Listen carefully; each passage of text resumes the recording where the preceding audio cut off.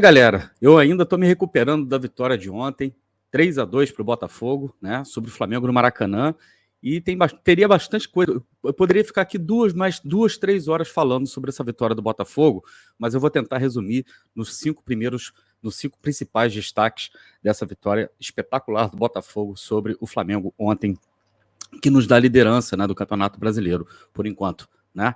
E quero aproveitar para pedir para você já deixar seu like, se inscrever também na Rádio Botafogo e considerar tornar-se membro da Rádio Botafogo. Aproveita para fazer tudo isso durante a vinheta.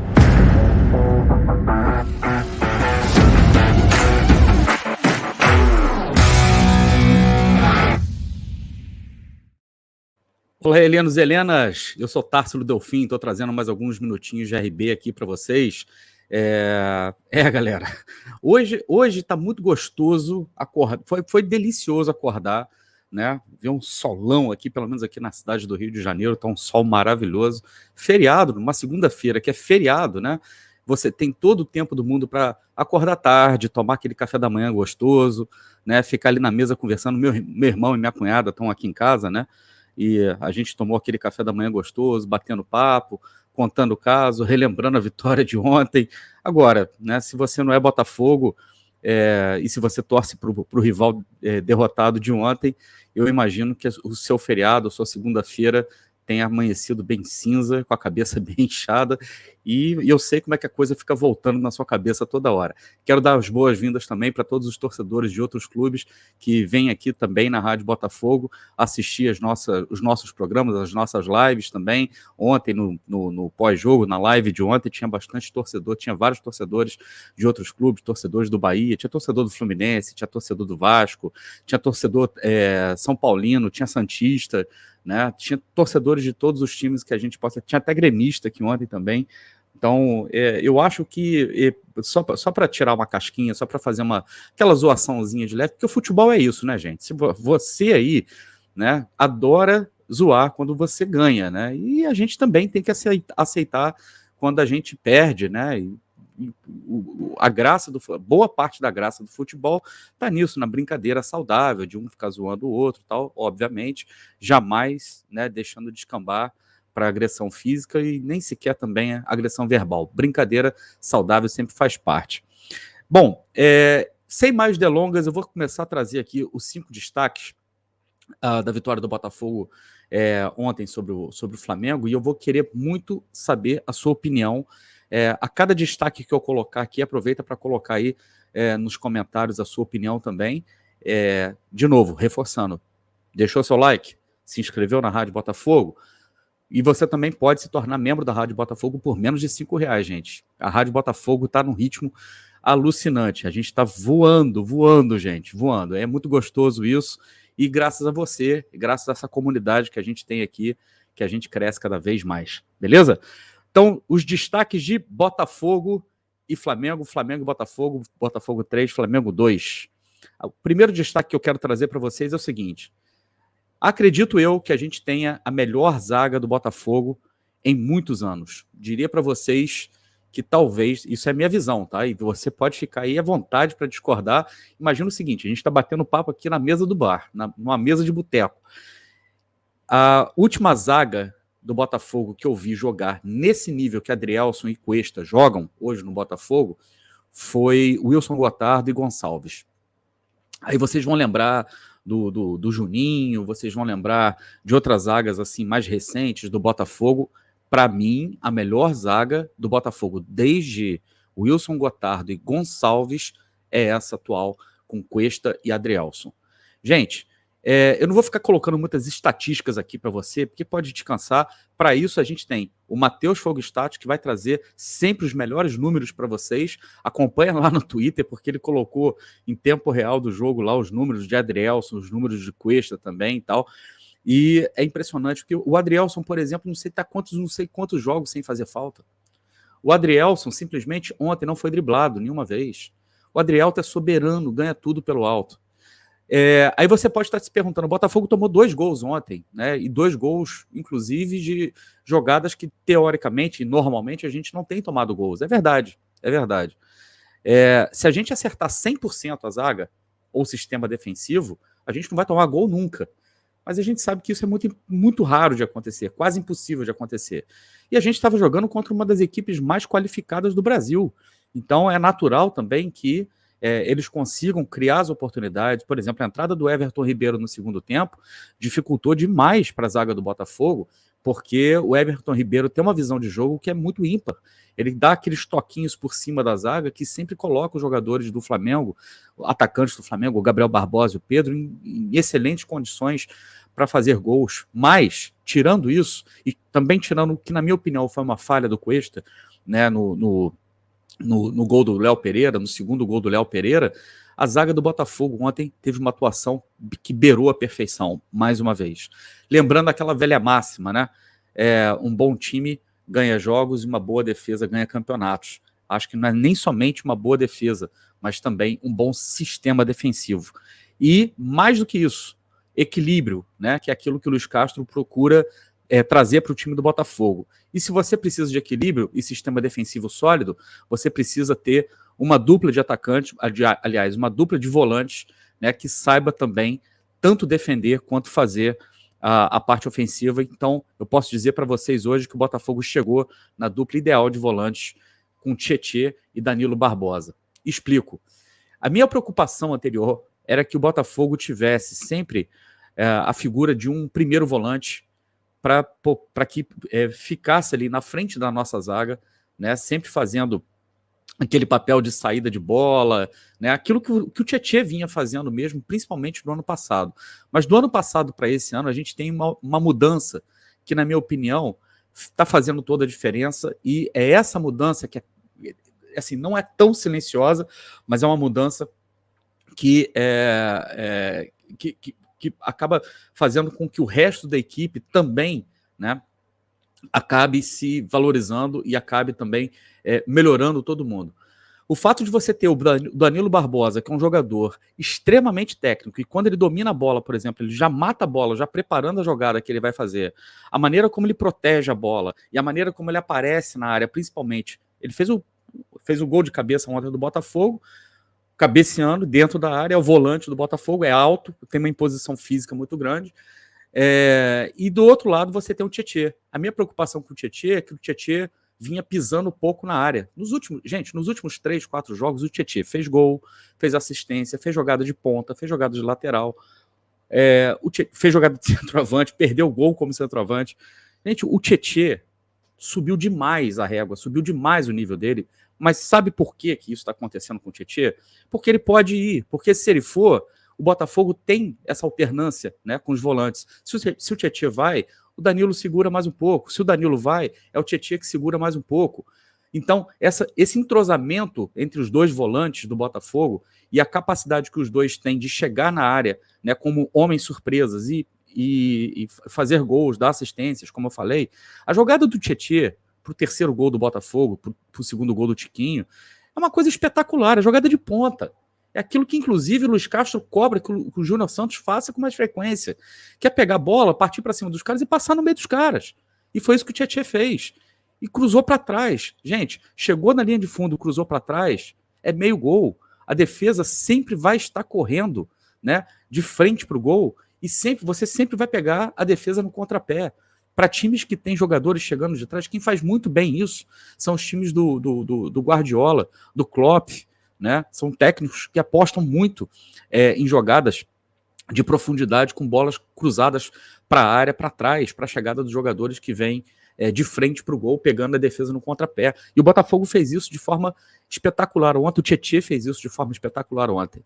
Então, esses dois jogadores combinados estão dando para o Botafogo um equilíbrio necessário. O Botafogo hoje é muito mais equilibrado defensivamente e ofensivamente, graças a Tietê e Danilo Barbosa, que eles se mantenham saudáveis, sem contusões, principalmente o Danilo, que vivia, né, se contundindo, que ele possa ser muito bem dosado e que quando os outros volantes entrarem, como, por exemplo, o Marlon Freitas, que entrou bem ontem no jogo e ajudou a fechar o lado direito, o próprio Lucas Fernandes também, quando entra, dá uma qualidade técnica muito diferenciada. Quando a gente tiver outros volantes entrando no jogo também, que eles consigam manter o nível, mas acho que a gente achou a dupla ideal.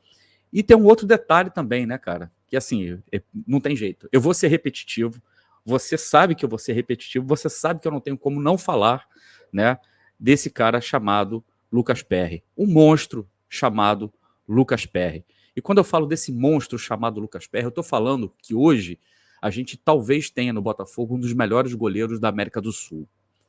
Pode haver goleiros tão bons quanto o Lucas Pérez, quanto o Lucas Perry hoje na América do Sul. Porém, não acredito que haja goleiros melhores do que o Lucas Perry. O Lucas Perry hoje, ele está no mesmo nível, se não um nível acima de qualquer um dos 3 goleiros da seleção brasileira, na minha opinião. É opinião, tá, gente? Vocês podem ficar à vontade aí para discordar, podem discordar à vontade. Mas o que o Lucas Perry tem feito no Botafogo, assim, em todos os jogos, o Lucas Perry sempre faz defesas que garantem os resultados do Botafogo. Aí pode parecer uma contradição com a questão da defesa. Não, eu considero o goleiro parte da defesa e considero também o goleiro parte do ataque. Por quê? É o goleiro que inicia a jogada, mas se você tem um excelente goleiro que está evitando, inclusive, que seu time sofra mais gols, gente, o que o Lucas Perry fez ontem contra o Flamengo, né? Fazendo defesas cara a cara, queima-roupa com Gabriel Barbosa e Pedro. O Gabriel Barbosa teve uma hora que foi até conversar com o Perry, uma hora que o Perry estava caído, e a galera fica brincando, zoando, pô, parece que o Lucas Barbosa falou, pô, deixa entrar um aí porque tá brabo, né? O que entrou ontem no gol do Botafogo é que não tinha jeito mesmo, que não dava para fazer, entendeu? Porque se for dentro do gol e o Lucas Perry puder chegar, ele vai defender, não tem jeito. A gente tem hoje, a gente pode se orgulhar que a gente tem hoje um dos melhores goleiros da América do Sul. Vai haver assédio ao Lucas Perry? Os clubes europeus já estão de olho no Lucas Perry? Estão. Mas aí fica aqui aquela questão, fica aqui um desafio. Aonde o Botafogo quer chegar nessa temporada vai depender muito da manutenção do Lucas Perry. Se o Botafogo tem pretensão, almeja chegar o mais longe possível numa Copa do Brasil, ficar bem classificado no Brasileirão para se classificar para uma Libertadores, por exemplo, ou então até, quiçá, né, brigar e beliscar um título de uma Sul-Americana, a decisão, né, passa pela manutenção do Lucas Perry, pelo menos até o fim do ano. E a gente que acreditava que o Lucas Perry seria a transição devagar, lenta, né, do Gatito Fernandes. O cara arrebentou, né? Como é que você barra um cara desse? Não tem jeito. Né? O próprio Gatito é muito amigo do PR, sabe exatamente do que eu estou falando. E isso significa, né, que as pretensões do Botafogo também passam para o outro detalhe, né, que é o fato da gente ter um elenco forte e principalmente um elenco coeso. Gente, é uma das coisas mais bonitas você ver o elenco do Botafogo rodar. É uma das coisas mais bonitas você ver um técnico, por exemplo, como o Luiz Castro, dar minutagem para os outros jogadores e fazer com que o Botafogo não sofra com a maratona insana de jogos, né? Ou que pelo menos sofra o mínimo possível, porque a gente sofreu. A gente perdeu o Marçal aí por alguns jogos, aliás, o Marçal mereceria uma menção honrosa aqui, porque a partida dele ontem contra o Flamengo também, a gente percebe claramente a diferença, a liderança do Marçal em campo. Mas, com relação ao elenco do Botafogo, o Botafogo chegou no final do jogo ontem contra o Flamengo com 10 jogadores jogando de igual para igual.